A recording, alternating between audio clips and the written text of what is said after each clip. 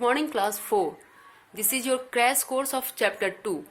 As in last video we had already done chapter 1 crash course, as well as I have already taught you chapter 2 also in previous video. So this is your crash course of chapter 2. Subject English Reader, standard 4, chapter 2 crash course.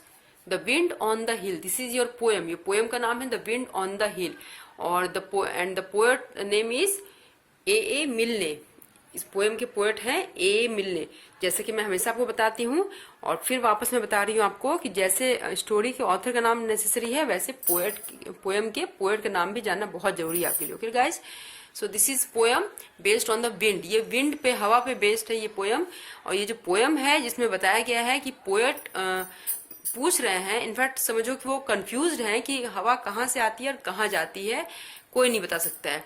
और poet जो है इसी बात से काफी परेशान, confuse नजर आ रहे हैं कि from where the wind comes and from where the wind goes.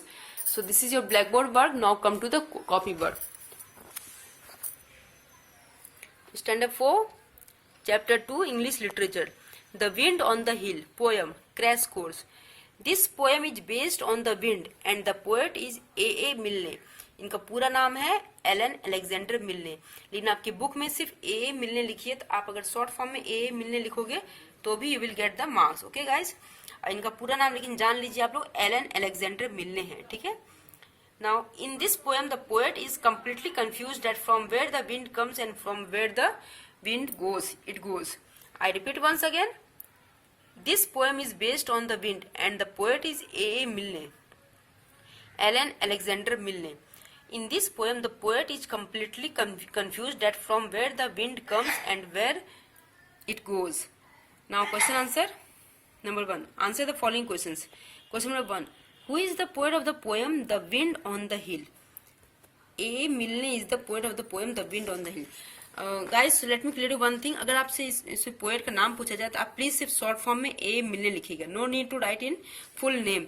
Elon Alexander name लिखने का जरूरत नहीं है, सिर्फ आप ए मिलने लिखिए, क्योंकि सिर्फ ए मिलने ही आपकी पोएम के फर्स्ट पेपर में पेज में यही नाम लिखी हुई है. Okay guys, so A Milne is the poet of the poem the wind on the hill.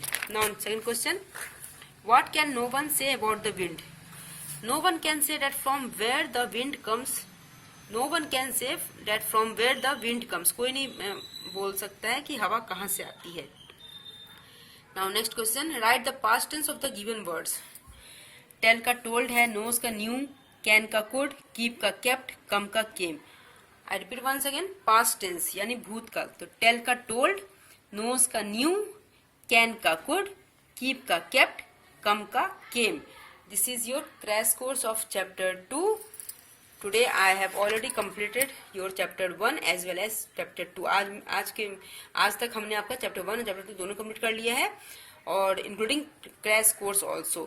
So guys, I hope nowadays you have lots of time. Please stay home safe and please try to do understand, try to do read yourself very carefully, so it will be easy for you only guys. जब school खुलेगी तो आपके लिए बहुत आसान होगा अगर आपने पहले से इसे याद किया होगा तो. So take care of yourself. Bye.